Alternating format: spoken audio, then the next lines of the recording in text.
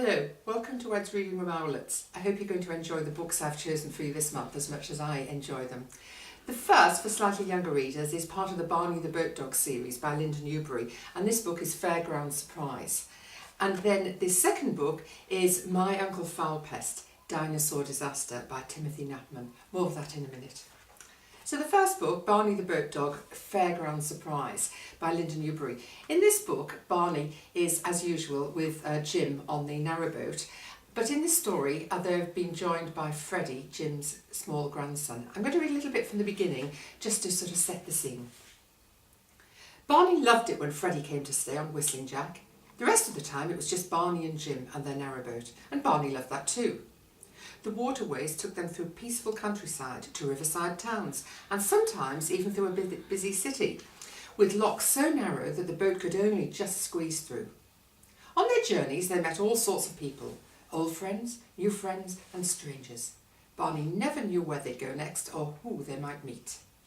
But the times when Freddie was with them were always special. Freddie was Jim's little grandson. Sometimes his parents came to visit too, but the boat wasn't big enough for everyone to sleep on it, so more often it was just Freddie who stayed for a few days. Freddie was good fun. He played running and chasing games with Barney. In hot weather he'd paddle in the shallows and look for fish and encourage Barney to swim. Now it all sounds idyllic, I think it is pretty idyllic, but there are a few problems along the way.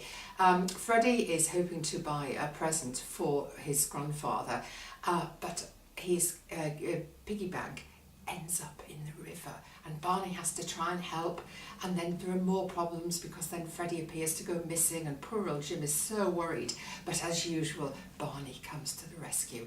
They end up meeting lots of other people on the other boats and they have a wonderful time.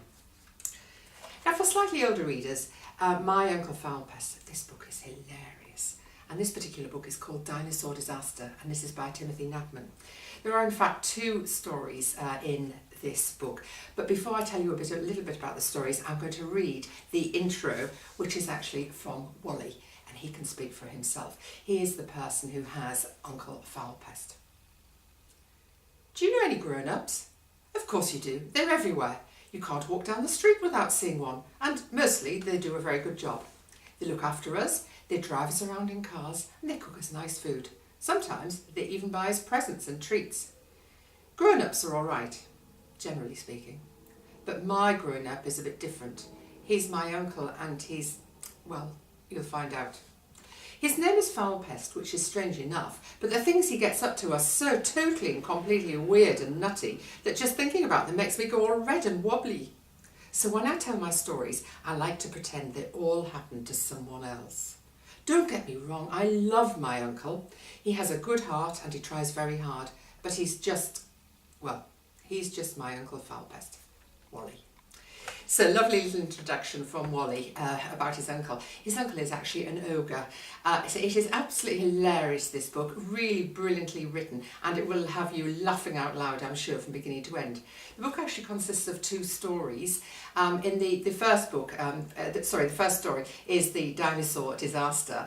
Poor old Wally isn't at all well, and he's dying to go to his friend Tommy's party, but Uncle Foulpest has a way of trying to make him better, but it has rather disastrous results. In the second story, Wally's school are going on a school outing and they're going to a haunted house.